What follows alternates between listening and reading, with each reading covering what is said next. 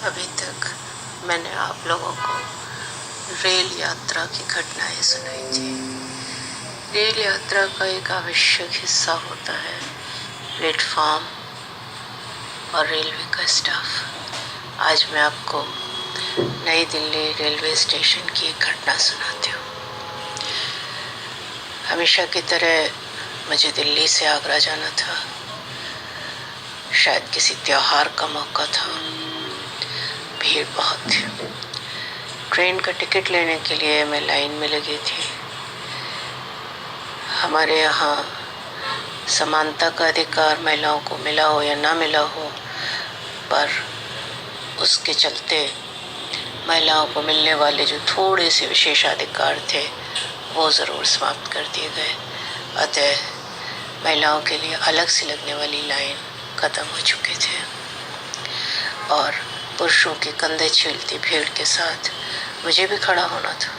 खड़ी थी।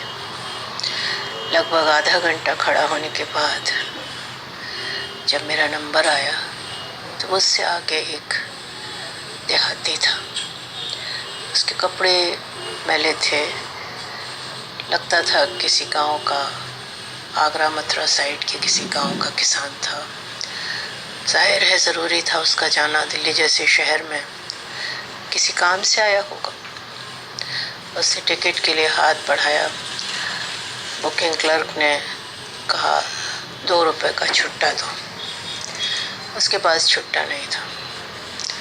तो उसने कहा कि छुट्टा नहीं है मेरे पास, आप दे दीजिए।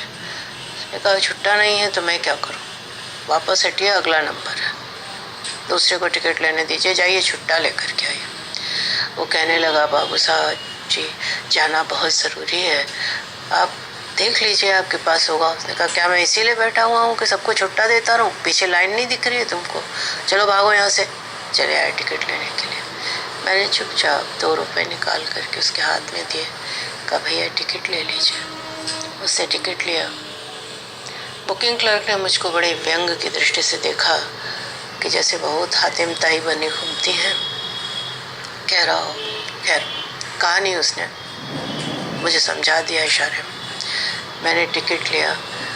भीड़ से किसी तरीके से खुद को बचाती हुई बाहर निकली तो देखा क्या कि वह एक तरफ खड़ा है। उसने आगे बढ़ के मुझसे बड़े आज़िज़ी से कहा, बहन जी ये पैसे मैं आपको कैसे लौटाऊंगा? मैं देखती रही उस व्यक्ति को जिसके पास शायद दोबारा टिकट खरीदने के पैसे नहीं थे।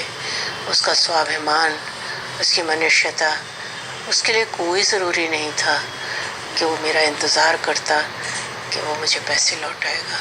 लोग 2-2 लाख रुपए लेकर के चले जाते हैं, लेकिन वो दरिद्र बूढ़ा व्यक्ति जो अपने बच्चों के पास जाने के लिए आतुर था, उस 2 रुपए का एहसान नहीं लेना चाहता था, नहीं रखना चाहता था। उसने मुझसे पूछा। मैंने कहा भैया मैं तो आपको दोबारा शायद ना मिलूँ इस जीवन में, किसी ज़रूरतमंद को दे दीजिएगा और सोचिएगा आपने मुझे दे दिया। और मैं सोचने लगी। एक तरफ वो बुकिंग क्लर्क, सलीके से कढ़े हुए बाल, प्रेस किए हुए कपड़े, कुर्सी पर पंखे के नीचे बैठा हुआ। उसके मन में न कोई संवेदना है, न कोई चिंता कि कोई कहीं जा रहा है, पहुंचेगा नहीं पहुंचेगा, जबकि उसकी ड्यूटी है। उसके पास छुट्टा होना चाहिए। कहीं से अरेंज कर सकता था, कुछ कर सकता था, एटलीस्ट बोल तो अच्छी तरह सकता था। उसने उसको झिड़का सिर्फ इसलिए कि उसके कपड़े मैले कुचैले थे, पर उसने उसकी मनुष्यता, उसकी ईमानदारी, जिसमें वो उससे 1000 गुने आगे था, देखा नहीं। हम कुर्सी पर बैठकर या ठीक से खाकर पहनकर इतने गैर संवेदनशील क्यों हो जाते हैं कि हमको वो वक्त याद ही नहीं रहता, या उस वक्त की कल्पना ही नहीं कर पाते जब हम भी इस स्थिति में खड़े हो सकते हैं या खड़े थे। मैं उन लोगों को भी जानती हूँ जो इन हालात से निकल करके ऐसी कुर्सियों पर बैठते हैं, पर उनकी संवेदनाएं और भी ज़्यादा कठोर हो जाती हैं। हमारे सरकारी कर्मचारी, सरकारी अधिकारी सुविधाओं का लाभ उठाएं, इसमें कोई बुराई नहीं। उन्होंने बहुत मेहनत की होती है उस स्थान तक पहुंचने के लिए, पर उन सुविधाओं का लाभ उठाते समय उन तनख्वाहों को लेते समय क्या उन्हें ये याद नहीं आता कि आज ये तनख्वाह जो उनको मिल रही है, ये सुविधा जो उनको मिल रही है, वो उस व्यक्ति के गाढ़ी कमाई पर लगाए हुए टैक्स से मिल रही है जो उनके सामने आज खड़ा है, जिसको वो दुत्कार रहे हैं। क्या हम कभी सोचेंगे? अगर हम नहीं सोचेंगे तो याद रखिए कि एक दिन ऐसा आएगा, या शायद आ ही गया है, कि हमें तनख्वाहें मिलनी बंद हो जाएंगी। क्यों? अगर हम अपने से छोटों के बारे में नहीं सोचेंगे तो हमारे बड़े हमारे बारे में नहीं सोचेंगे।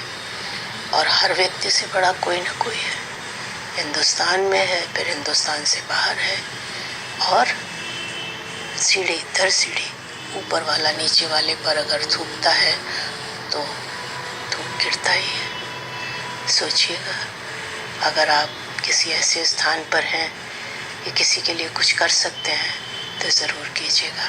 नहीं भी कर सकते तो बचने का दर दृढ़ता बंधुवर